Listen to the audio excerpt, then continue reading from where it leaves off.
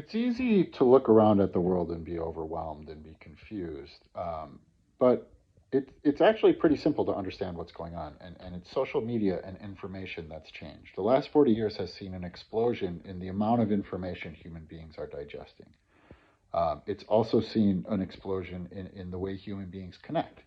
So, think of life before the radio, right? I mean, before the radio, life was really local. You would live in a village or a city. Maybe you'd move around. There were obviously people that traveled, but for most of human existence, life was very local.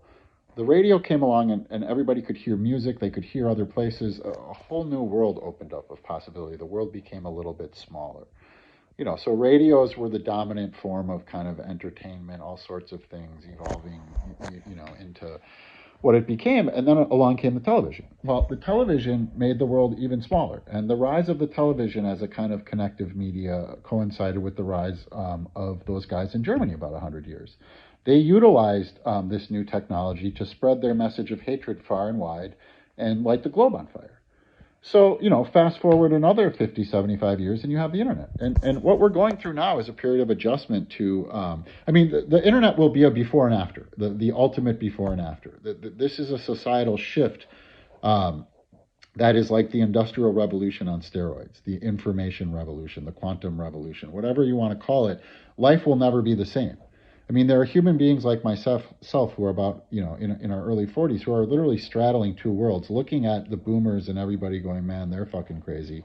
Looking at all the young kids younger than us, our children, and going, man, we're not preparing them for the world. It's literally that show with Jason Momoa, See, where it's the blind leading the sighted, and the blind are maintaining that they know the way when we don't have any fucking idea what we're doing. The first step to solving problems is acknowledging them. And the main problem in the world right now is information and the way information moves around and how that's changed. And the internet was rolled out with a couple things in mind, engagement and profit motive instead of mental health and accuracy. And we're paying for that.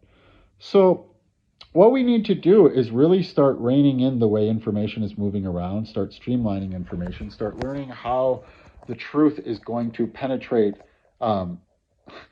the ether at the same speed lies do. I mean, it's basically an impossible question and an impossible problem, and it's going to take a couple generations to sort out.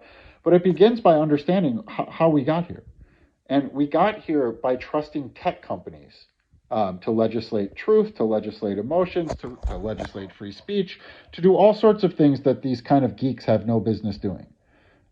So I'm going to try to start talking over here like I did on TikTok and just start spitting truth and talking about culture and talking about mythology and talking about narcissism and fascism and all sorts of things that are relevant and important and will help us see the world as it is.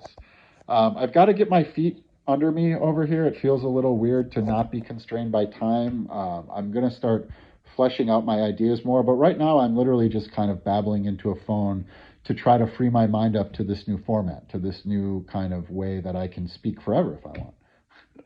It's freedom in a lot of ways.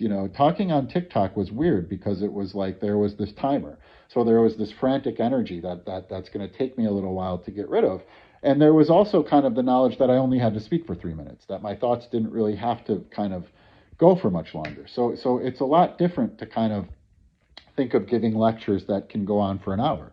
I'm pretty sure I'll be able to do it, and all of my listeners from TikTok are going to like it better because they won't have to keep switching videos. But it's just going to take me a little bit to kind of get used to. So thank you for your patience. Thank you for your participation, and I look forward to kind of getting going on YouTube. Hopefully, once I get up to 1,000 followers, I can start going live.